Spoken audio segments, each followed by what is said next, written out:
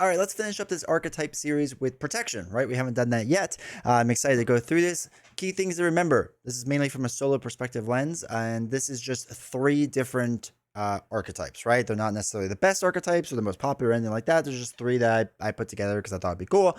And these aren't like the end-all be-all decks, right? I'll show you a deck and then we'll break down the deck a little bit. But these aren't end-all be-all decks. They're just kind of like starting points, right? Start with a deck like this, modify it to how you like to play, or the villain you're going against, or the hero you're using, and then kind of take it from there. But it should hopefully give you just like the right idea, right? Or like a rough idea. So anyway, let's go through these 3 and check them out and break them down. All right, the first one I want to talk about is a Flow Like Water deck, which is one of my favorite cards in the game. Now, Flow Like Water is after you play a defense card, you deal 1 damage to the attacking enemy.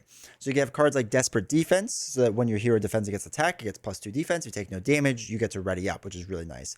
You can play cards like Not Today, which I've really liked recently. Your hero defends against an attack, it gets +2 for that attack. If you take no damage, you can move 2 threat from a scheme, which is kind of nice because it's not always easy to thwart in protection. So this helps out a lot. Powerful Punch is just a funny one. I don't even know if I have it in the deck anymore, but it's also just a funny card and I wanted to do a quick shout out about because it's an attack and defense, so it still triggers Flow Like Water, even though you're basically just dealing damage, right? Like it's such a funny card. It's a defense card, but whatever. Anyway, that's just there for show. And then Preemptive Strike is another example. When a boost card is turned face up, cancel all the boost icons and then deal 1 damage for each boost icon and it will trigger Flow Like Water. So I used Captain America for this because he has so much defense in general, right? He starts with 2 and then his where's his shield? His shield would give him a 3rd one plus retaliate. So every time he gets hit, he retaliates back, which is really nice. Now, a lot of these cards, right, Desperate Defense, using that would give you 5 defense, which for most villains, like you'll be able to ready up them. But it does aggressive attack on top of that, right? So what I mean is Flow Like Water will do the damage, the Retaliate will do the damage. If you have something like Electrostatic Armor, so after you defend against attack, and you don't have to exhaust to defend, right? So if you just use like a jump flip or something like that, it still triggers Electrostatic Armor. So you could be doing like 3 damage every time you like get hit by the enemy, which is kind of really nice. I have some different cards in here. Iron Fist, I throw Iron Fist in a lot of things. You'd probably be one of the first cards you cut, just because if you need like a breather to kind of get set up, he's nice to stun for a round or 2. Brother Voodoo I always like because you can look for an event card and get one of these event cards in your hand, which is really good. And then Jocasta is really good too, because then if you already use a defense event, you can attach it to her so that you could play that card, but it doesn't count against your hand size, which is really nice. And then again, Night Nurse I always like is a pretty decent card for this stuff. But anyway, the rough idea, and you can combine this with like a perfect defense type of strategy where, you add the armored vest or whatever it's called that gives you +1 defense. You can add something like that so that you can hopefully never take damage, and then you can add more upgrades to defend more, and that gets you into more perfect defense type of territory, which isn't bad, but the essence of Flow Like Water is just that you're playing those defense events as many different ways as you can, especially cheap ones, so that you could do other things like on your turn. But you're playing those defense event cards so that you could trigger Flow Like Water. You have Retaliate with Captain America's shield plus Electrostatic Armor. I mean, you're doing 3 damage right there, right? And then what is it? Is it Jump Flip? Sidestep, that also deals another damage too if you're using an energy resource, which hopefully you are with Nerves of Steel, right? Like, there's so much you can do with this that's really kind of fascinating. And it really, once Cap gets built out with this, like it's gross. It works really fast and really well. It's really strong. But there's a lot of people that can do Flow Like Water, but I like Captain America's version the best. All right, the next one I want to talk about is one that doesn't get talked about much, and that is the No Exhaust defense build. It's not super popular because it's kind of hard to run and it can be kind of wonky, and getting all the upgrades out there takes some time, but it can be fun and it can be interesting. So the premise of it really kind of works off of Force Field Generator and or Energy Barrier. Force Field Generator, for those that don't know, has precedent over Energy Barrier because this is just an interrupt versus Force Field Generator is a force interrupt. Force interrupt always happens before a regular interrupt. But the idea is that you could basically have these things. You can only have 1 force field generator at a time, but you can have a bunch of energy barriers absorb all the damage without you taking any damage, right? And this will work in conjunction with a card like Defiance, where a boost card would be turned, attacking you would be turned face up. You would discard it instead. Now, this triggers defense because now you're defending, even if you're not exhausting, right? You're defending. So cards like Dauntless, where your heroes remain hit points are equal to or greater than your hero's starting hit points, you gain Retaliate, which is nice, right? You get attacked, now you gain Retaliate. Hard to ignore because you use a defense card like Defiance, and you're hopefully not taking any damage because of the shields. You can exhaust Hard to Ignore and remove one threat from a scheme. You use Nerves of Steel to pay for a lot of stuff. We also have, I should have showed this, Preemptive Strike. So again, when a boost card is turned face up, it's a defense card. You cancel all the boost icons and you deal damage to them. So now, again, you're taking the burden off of Energy Barrier by hopefully only getting hit by like 1, 2, or 3 damage, so it can absorb more, or Force Field Generator, I mean, can absorb more.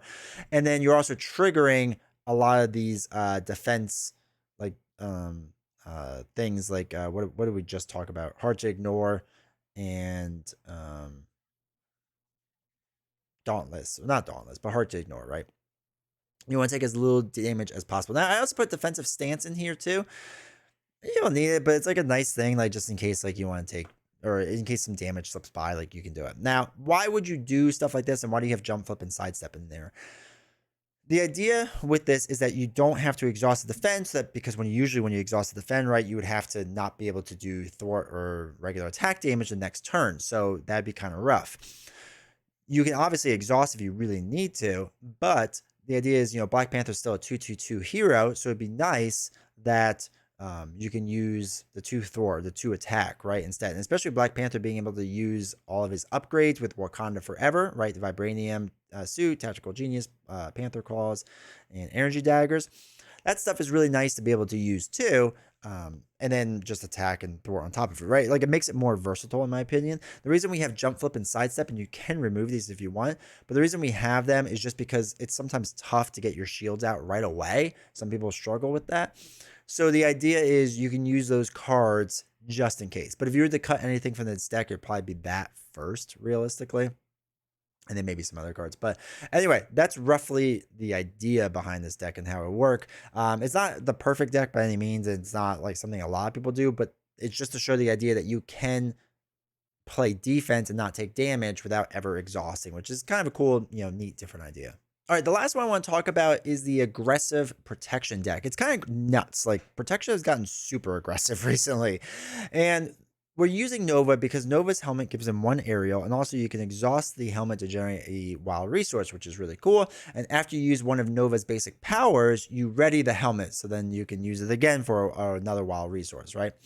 So this is huge because we have things like Ever Vigilant, right? So it lets you ready your hero and remove 2 threat for the main scheme, right? Why is this good? Because now when you ready your hero and use a basic power again, you can ready up your helmet to use that resource again, right? You're kind of getting like that resource generator going again. I have cards like Hard Knocks because you could deal 4 damage to an enemy, and if the enemy is defeated by this attack, you give your hero a tough status card, which is really nice. Momentum Shift is a huge card with this, and so is What Doesn't Kill Me. Momentum Shift, a way to heal yourself and deal 2 damage to the enemy. I like anything that's easy to heal yourself. I think that's always fantastic. What Doesn't Kill Me is really nice because, again, you can heal 2 damage, ready yourself up. This is huge because when you ready yourself up, and there's a lot of wild resources, so you can use a wild as a fist resource or strength. So you ready yourself up, which then lets you use another basic attack or thwart, and then lets you ready up your helmet again, right? Powerful Punch is just pretty interesting. I think we talked about it previously, but it's just like a strong card, right? It's a defense strong card. It's kind of funny, but it's another card that, again, it lets you be more aggressive when the enemy is attacking, especially if it's like a minion. It interrupts the minion's attack, and you can deal 4 damage, possibly knocking them out. That's huge, and that's awesome. And Tackle is another strong card where you can stun an enemy if you pay for it using a fist resource. Again, we have a lot of wild resources, so we should be able to do this. We also deal 3 damage to that enemy. Now, I have a bunch of different cards in here with Brother Voodoo to get the events that we need. Iceman to stun minions. Iron Fist is always great for stunning minions or enemies, I'm sorry. Lockjaw, I just like that you can play from your discard if you have like a bunch of resources and don't know what to do with it. But yeah, we showed most of the events, I think. And you can knock out some of these. They're not completely necessary. And then we just have defensive training. So this way we can choose a protection card in your discard pile and shuffle it back into your deck, right? Because we're running a lot of protection event cards, right? It doesn't have to be a protection defense, just a protection card. We're running a lot of those cards, so it'd be nice to get that back in. And then you have Med Team to heal if you need to, and Night Nurse to stop being like stunned or confused or anything like that. But this is really just to showcase that there are a lot of crazy offensive, aggressive cards in protection. You can actually do a decent amount of damage in protection, which is really kind of cool. And especially with Nova, with how much Sam can kind of get resource generators going, like it's really kind of fascinating of how much he could do. So anyway, I just wanted to kind of show this off. And again, you could tweak it. There's some cards you could do. There's other aggressive cards out there that get some more damage done. But again, it's just to kind of show the rough idea. All right, that's it. That's the end of this series. If you really like this series, let me know down in the comments if you want me to do this again and find more archetypes for me to go to, or deep dive into one specifically, or whatever else. And let's say you're interested in aggressive archetypes, right? I have a video right here. You can check it out. It kind of breaks all that down, and you can go through that. And if you made this from this video, do me a huge favor. Make sure to hit like and subscribe. I really appreciate it. It really helps the channel. And I'll see you all next time.